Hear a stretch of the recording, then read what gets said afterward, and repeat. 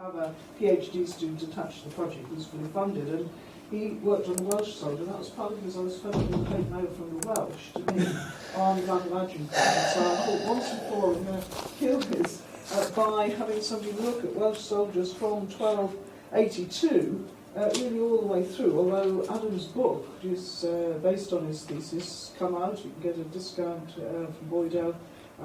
It's due from the press next couple of weeks. Yes, which is a very important study because it looks at what happened really from Edward I's reign onwards and how important the Welsh were in wars, and some really quite surprising conclusions. But thankfully for me, they sort of confirmed my views on the Battle of Agincourt. There is one very important Welsh person who I'm sure all of you have heard of, Davy Gann, because he gets into Shakespeare and everything. And today I was going to explore the problem of Gann, particularly the posthumous knighthood of Davy Gann. As I say, if you want the discount thing, there is a selection of flyers at the front there. I could talk about archers at Agincourt, but I've been touring that paper for so long that, frankly, I'm bored of giving it, and I think most of you have heard versions of it or seen. Anyway, the Battle of Agincourt has attracted mythological elements to its narrative from its very earliest accounts. It's this that has made it such a totemic and, at the same time, such a problematic historical occasion. It's especially true in the context of Wales, where Henry V's invasion plans for France followed a decade-long rebellion, and the military experience gained there, not least by the king himself, informed the way in which war was fought in France to a significant degree. And we've heard, the ratios of Henry's armies were founded very much on the practice formulated in Wales. Henry V's army was heavily drawn from in 1415, was heavily drawn from among his supporters, many of those who had fought in Wales, and in the case of the archers, Henry recruited from his Welsh estates. Many had actually fought against Henry with or in Glyndŵr. Dafydd ap Llywelyn ap Chwildechan, better known to posterity as Davy Gam, and I shall call him Davy Gam for the rest of the paper, purely because I have a cold and it's not going to end well, was not one of these, but instead had been a long-standing adherent to the House of Lancaster. That Dafydd Gam died at the battle is noted in at least 5 contemporary chronicles, with 2 noting his nationality. Those are the Chronicle of Basset, which calls him David Gam, Esquire, Welshman. Note the Esquire, we'll be coming back to that later. While the Welsh cleric and sometime adherent of Owain Glyndŵr, Adam of Usk, who may actually have known Dafydd Gam, calls him David Gam of Brecon. So, Usk being not a million miles away from Brecon, as hopefully you should just about be able to see. This is William Rees's map of South Wales in the March. This is the relevant sheet. So who was he? Well, Dafydd's full patronymic name, which I've given you before, is Dafydd ap Llywelyn ap Chwildechan ap Chwel ap Einion Sais. This stresses the genealogy, which reaches back, and we can document the existence of all these people over 130 years.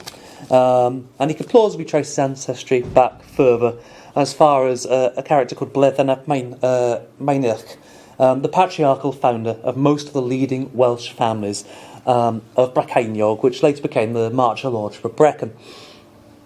Now, the nickname Gam implies some sort of visible disfigurement.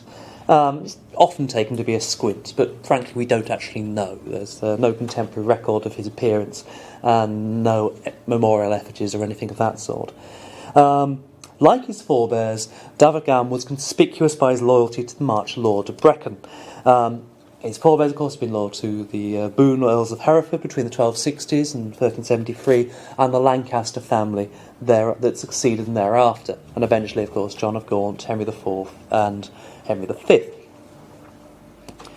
And Dafydd was clearly a lifelong servant to the Lancastrian cause, a fact recognised by Wynne's continuation of the earliest history of Wales, written by David Powell, The History of Cambria, produced in 1584. Wynne's extension came in the 17th century. Called him a great stickler for the House of Lancaster. And this is undoubtedly true. He must have served Henry V's grandfather, John of Gaunt, because with his brother Gwilym and his son Morgan, Dafydd was appointed King's Esquire by Henry IV at the very beginning of his reign. He was granted an annuity of 40 marks per year from the City of London on 13th of November 1399. That's about as early as you can plausibly get, really. And his loyalty to the English cause during Glyndwr's rebellion was significant both to Henry IV and his son, the Prince of Wales. He also became totemic to his Welsh opponents. Yet, despite this, we know frustratingly little about his involvement against the rebellion. I'm going to summarise that now. During the rebellion, Dafydd gained estates confiscated from rebels, and despite damage to his property and attempts by some of the people opposing him to inveigle him in into lawsuits in both Welsh and English law, benefited overall from his loyalty to the English crown. The Scottish chronicler Walter Bower assigns Dafydd a prominent place alongside the English commanders Richard, Lord Grey of Codnor, and Lord Cobham in the crushing defeats of the Welsh rebels at the Battle of Pwllmelyn near Usk on the 5th of May 1405. A story that Dafydd was seized at the Parliament held by Owen Glyndwr at Machynlleth in 1404 after being caught plotting Glyndwr's death is clearly an antiquarian invention. It's massively anachronistic on lots of levels. Why you'd invite your most prominent opponent to a Parliament and why you'd go in the first place is beyond me. But it does say something about his importance to the story of the Glyndwr Rebellion as it was told and understood by later accounts. And certainly we can see this because in 1412, after the rebellion was more or less over, but Glyndwr himself remained at liberty, Gam was abducted and ransomed by Glyndwr's supporters. Though Dafydd Gam had benefited financially from his support for Henry IV, both the scale of the ransom and the regard in which Gam was held by the English regime is indicated by the fact that Dafydd Gam was effectively able to levy a private tax on the lordship of Brecon to pay his ransom. That gives you some indication of his vital significance. And it's unique. I don't know of another example of anything similar.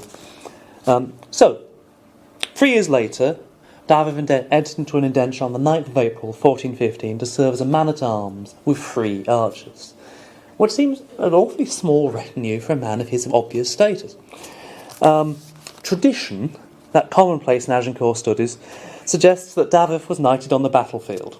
It's not unknown in the Middle Ages, but for which there is no evidence relating to Agincourt itself. As already noted, at his time of his death, Dafydd Gam was recorded as an esquire. It was not until Sir Walter Raleigh's History of the World in 1617 that a special role in the battle was claimed for Dafydd Gam. Allegedly sent out to spy on the French, Gam returns with his much cited and emulated report that of the Frenchmen there are enough to be killed, enough to be taken prisoners, and enough to run away. This was taken up and embellished by Michael Drayton in his Bataille of Agincourt in 1627 and Wynn's 1697 expansion of the Powell's History of Cambria incorporates something very similar. So, although the documents do not tell us who Gam's archers actually were, we have no muster record for him. Obviously, since he died at the battle, there are no post-campaign accounts. Tradition, again, suggests that one of them was his son-in-law, Roger Vychan, better known to posterity as Sir Roger Vaughan. This is another spurious knighthood. But never mind.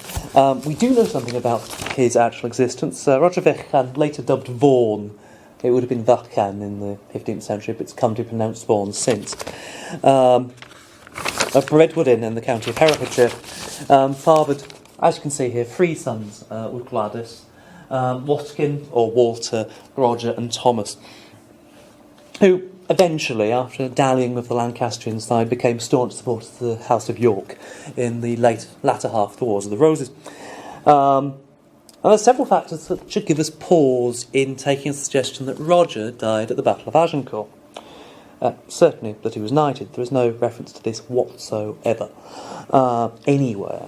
First, we find, drawing on muster rolls of Henry V's invasion of Normandy in 1417, that there is a man-at-arms called Roger Vechan in the retinue of the Earl of Warwick. Now, Roger is a sufficiently unusual name in a Welsh context for us to at least sort of pause and think, is this plausible? Did this happen? Well, it is possible he might have died in 1417 because he's not recorded thereafter, and Gladys married a second time to Sir William ap Thomas, who was knighted in 1426, and certainly by that time his stepsons are known and the connection is made. Secondly, another factor which gives us pause is this, which is said to be the effigy of Sir Roger Vechan, which still exists in the church of Redwood Inn. Now, memorials obviously present several difficulties, not least is that such effigies could have been supplied either sometime before or sometime after the death of the recipient. It's also the case that very little is known about the fates of the bodies of those who died at Agincourt, or indeed anywhere else in these major battles in France. So it is doubtful the effigy we see here was ever associated with Roger's body. What is evident is that the style of armour, and Tom can hopefully confirm this, actually is more reminiscent of that of 1450 than it is of the 1410s, 1420s. And it should be noted, there's quite significant similarities, although not such high quality as the effigy of Gladys's second husband, Sir William ap Thomas, which exists in Aberfenny Priory. This is Gladys, by the way. But I couldn't find any photos showing her most prominently, which is unfortunate. Next time I'm in Abergavenny, I shall actually have to go and take some. Now, William ap Thomas is another man supposed to have served at the Battle of Agincourt. Another thing for which there is absolutely no contemporary evidence. It's likely that his military career began relatively shortly afterwards, however, because he finds himself knighted in France in 1426. Both effigies, and let's go back to that one, bear the Lancastrian SS collar. It's not terribly easy to make out, but it is there in that photo. It's much easier to make out here. Customarily worn by those in royal service.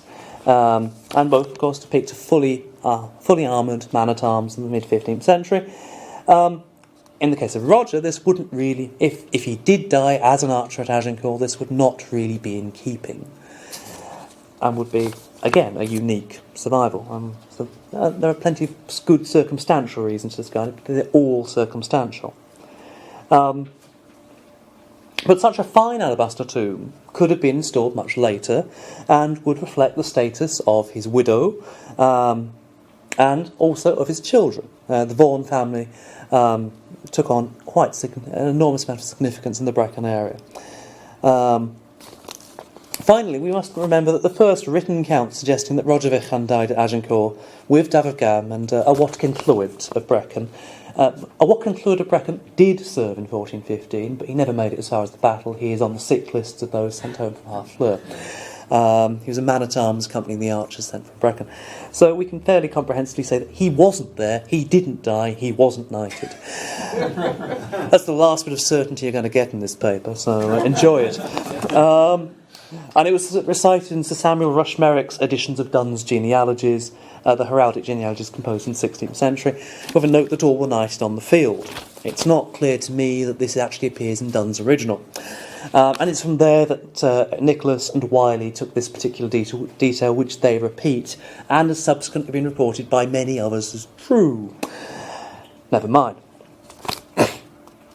So, given that there are good reasons to doubt that such knighthoods ever existed, and Gam is never referred to as anything other than a squire, it is something of a puzzle that the Carmarthenshire poet, Lewis Coffey, is explicit in his eulogy to Dafydd's daughter, Gladys, following her death, circa 1454, that she was, the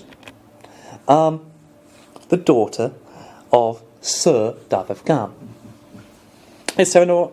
I'll just try and read this bit because I have been practising, and at least demonstrates that I can. Yseren o Ravenni a diw a saint a troes hi, Gladys llwyddiannus dynam oedd o gof Sir Dafydd Gam. So if you hear it read out, it actually does fit into the rhyme scheme. This form of poetry is very dependent on something called cancanedd, which is a very formalised way of writing a poem. And you have to have the right number of syllables in the right place at the right time. So it could just be put Sir in to just balance it up, but that's quite a claim to make. Now, why should we actually take this seriously? Well, such poetic eulogies were performed not at the funeral. It might be a bit much to expect a poet to compend something so quickly, but at a month's mind or a year's mind, so remembering an anniversary of the death, at which the deceased would be remembered. The point is that such poems were an integral part of such events. These eulogies survive in large numbers. It will be formed before family and friends, and the details they include would have to be accepted and held to be accurate by that audience. And where we can cross-reference things like dates and places, they turn out to be remarkably consistent, remarkably accurate, and agree happily with governmental sources on occasion, which is always nice. There is not nearly enough work done on historicising this sort of poetry. I'm not saying I do a lot of it, but it needs to be done. So in another poem, this time dedicated to Morgan ap Rhys ap Gwilym ap Philip of Llandail Fawr in Carmarthenshire, but more importantly in this context to his wife, the granddaughter of Dafydd Gam, Gwenllian Fyrch Morgan ap Dafydd, so the daughter of his son Morgan. Lewis provides the same formulation, and it's produced here. So, and the point is, it is praising both husband and wife, and it's praising the association of Morgan ap Rhys ap Gwilym, a relatively minor member of the Welsh Carmarthenshire gentry, who's married into a somewhat more important lineage. He's done good, basically. So the other dedicated of the poem is Gwenllian of Morgan, i.e. her father's complexion, and of good and impeachable line, the granddaughter of Sir Dafydd Gam. Now, problematically for this argument, the surviving elegy from Lewis Glencoffey to Morgan, the son of Dafydd Gam, doesn't actually call Dafydd a knight. And I need to talk to the leading expert on the poems of Lewis Glencoffey, Dafydd Johnston of the University of Wales, to see what he makes of that. But does note that both he and his father were soldiers, and the poem dates from circa 1463, and various internal evidence gives quite a secure date. Lewis Glencoffey had a long life and didn't die until about 1498, but addressing Dafydd's grandson by his granddaughter and by his daughter and with Sir William ap Thomas, Sir William Herbert says that his mother was a daughter of Sir Dafydd Gam, and goes further, likening Dafydd Gam to Abraham as the scion of William Herbert's lineage. So it's important that Dafydd Gam is the starting point for the lineage on one side of the most significant and most neglected Welshman in the 15th century. That is Sir William Herbert, Lord Herbert of Raglan, first full-blooded Welshman promoted to the English peerage as Earl of Pembroke in 1468. It is worth noting. This is important.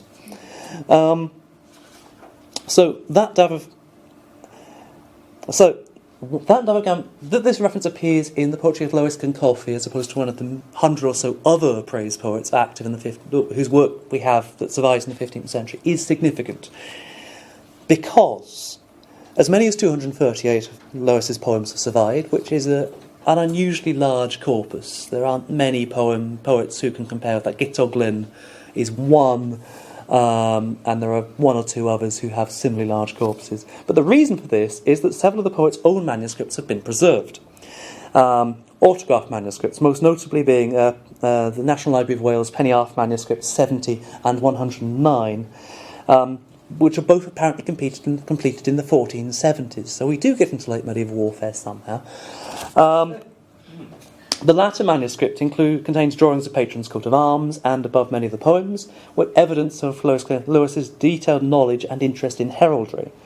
And therefore it is helpful some of these poems that I've cited just now survive in another of these autograph manuscripts, in that very manuscript, Penny-Arf 109. It is also significant that Lewis copied some of his own poems into manuscripts belonging to some of the relevant patrons, notably the Red Book of Hergest, which was in possession of the Tratawa branch of the Vaughan family, one of the grandsons of Dav of Gam. It was the residence was Roger Vechan, who died in 1471, and Tratawa was apparently the gift of William Herbert. So again, you can see how it all connects together. For those of you who have not seen Raglan Castle, this is one of the great palaces of late medieval Europe. Not England, not the British Isles, Europe. And its destruction during the Civil War is one of the greater tragedies of that conflict, in my view. But I would say that, wouldn't I? So, in other words, the poet who composed these eulogies was intimately connected with his subjects and knew their lineage and worked alongside other poets, men such as Gweldavi, the court poet of Herbert, and Gitoglin, who had the writing and performance of praise as a vocation. Now, I accept that praise poetry is inherently problematic, since, if you don't say how good your patron is, you're not going to get paid, and and more to the point, you're not going to get invited back. Now, obviously, the elite to which they performed was incredibly status conscious, and flattery could be excused. It was widely accepted by the poets themselves that the medium didn't work without it, and indeed, on some occasions, they satired this by trying to tell the truth. For comic effects. In this case, however, we can be sure that, even allowing for that, we can be sure that granting someone who was not a knight a knighthood, even posthumously, is a step too far, arguably. So why do it? Well, part of the reason for this is the sense, as I've mentioned, that Dav of Gam was the founder of William Herbert's lineage, and that William Herbert could trace his lineage on the other side of his family back to a chap called Goodwin, allegedly Earl of Cornwall. Yeah, right. The progenitor of Herbert's lineage from the other side. But we can historicise some of that lineage active in Glamorgan in the charters of Margam Abbey as far back as the 12th century. And it does seem to hold up, and it's a matter of great interest to Herbert's own circle. A document recording that, possibly drawn up by some of the same poets, some of the same people interested in the same heraldry, called The Ancestors of My Lord Herbert, sort of comes down to us in several 16th century copies. It is clearly drawn up in the 1460s when Herbert has gone a long way very fast. There is a need to secure his ancestry and his lineage, as well as his reality of his political power. So, in a poem by Gitoglin to Herbert, you can find, Go all of you, descendants of Godwin, abundant hawks of Dav of Gam and his lineage. So you see both sides of the lineage being reflected. And in praise to Sir Walter Herbert, who we find, here we go, Walter Herbert here, who died in 1507, composed earlier in his career between 1475 and 1479, Dav of Gam is again used as a comparator. A man has grown to the standard of Dav of Gam through the home of the three Williams, that is Raglan Castle, William ap Thomas, William Herbert I, and his son William Herbert II, the glazed house of Herbert and Godwin. So a reference again to Raglan Castle. And why is this important? Well, second, because the concept of knighthood in Wales was particularly important for those who were status conscious, i.e. everybody, because the sheer rarity of Welshmen elevated the rank of knight from 1282 onwards. Until after the Battle of Bosworth, this perhaps 30 men. There are many important Welsh esquires, but only perhaps 30 made the rank of knight, and it's quite significant that most of these were knighted in the second half of the 15th century. So the distinction in status between knight and squires was frequently cited in poems to many patrons, therefore, in the 14th and 15th centuries. It was expressed in a variety of ways, but the idea that an esquire should deserve the rank of knight was a frequent tool in the poet's box. So Owen Glendower inevitably attracted precisely this sort of commentary on his own. His comparisons to the career soldier of Flintshire, Sir Gregory Syce. For those who don't know Welsh, Sir Gregory Syce, Sir Gregory the Englishman. He's not. He's a thoroughly legitimate Welsh descent. You can trace him all the way back to before the conquest of Wales. But he's regarded as a foreigner he's regarded as a foreigner in some of the English chronicles of the late 14th century. Yet here he is. This is the one reference to him in Welsh verse. The jurist, Sir Dafydd Hanmer, a relative of Owain Glyndŵr, and the hero of the Battle of Poitiers, well, the Welsh hero of the Battle of Poitiers, Sir Chwelydd Wyl, Sir Chwelydd the Axe of Ivionydd in Carnarvonshire, who was also the Constable of Criccieth, were identified in this poem to make precise this point. Glyndŵr is comparable with these three knights. He is the best that Wales can offer. So it's a shame that he's not been made a knight. You may discuss that amongst yourselves.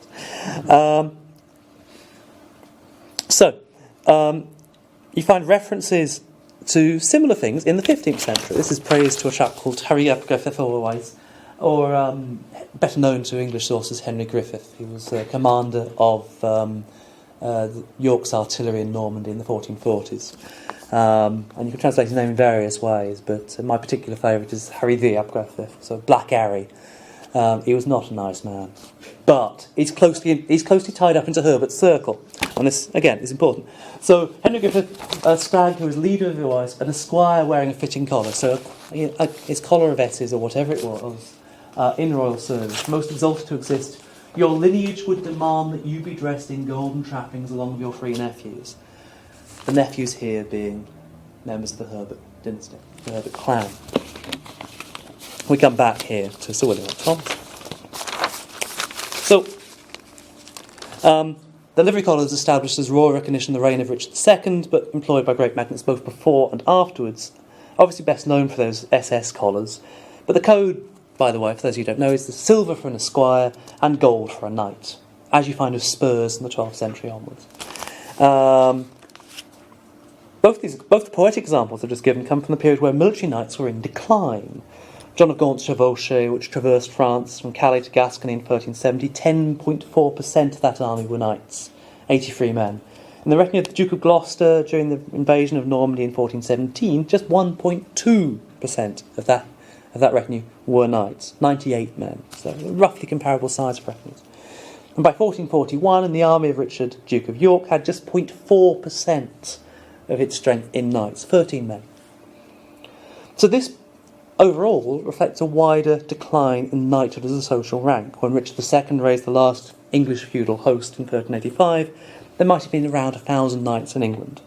By the 1430s, there may have been as many as 250 to 300. So the prospect of elevation to knighthood was, by the time these poems by Lewis Glencoffey are being composed, an increasingly faint one.